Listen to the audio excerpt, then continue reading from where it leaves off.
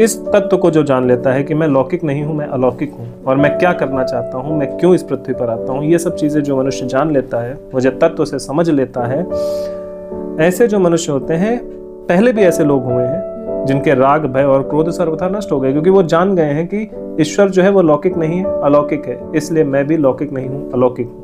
वो ये चीज़ जान जाता है। जब ये वो जान जाता है कि मैं शरीर नहीं हूँ, लौकिक का मतलब क्या है, शरीर, शारीरिक। तो जब उसको ये पता चल जाता है कि मैं शारीरिक नहीं हूँ, तो उसके राग अर्थात प्रेम, अपनी पत्नी से प्रेम खत्म हो जाता है। नॉर्मल प्रेम रहता है, मतलब ये नहीं कि उसको पटक के मारने लग जाओगे, आसक्ति खत्म हो जाती है। उसको ये है कि ठीक है ये मेरी पत्नी है, लेकिन इसमें आसक्ति नहीं है कि या इसको मरने नहीं देना है, या इसको छोड़ के मैं नहीं मरूंगा, हम सब साथ में ही रहेंगे, 7 जन्मों का वो बंधन निभाएंगे, ये वो, ऐसा कुछ नहीं होता।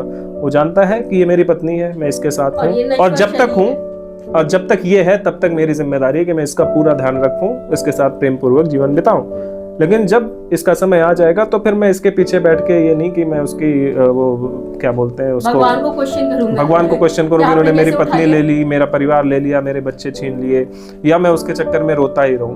वो चला गया तो नेक्स्ट टारगेट मेरे पास, अगला काम, भगवान ने जिस काम के लिए मुझे रखा है मैं उस काम में आगे बढ़ जाऊंगा। तो उसके राग, इस तरह का जो राग होता है वो खत्म हो जाता है। क्यों? क्योंकि वो सत्य जानता है। उसको ये भी पता है कि ये जो शरीर है ये मेरी पत्नी नहीं है, इसके अंदर जो चेतना है वो मेरी पत्नी है, और वो मरी नहीं है, वो वहीं गई है जहां मैं भी जाने वाला हूँ, उसी ईश्वर के पास।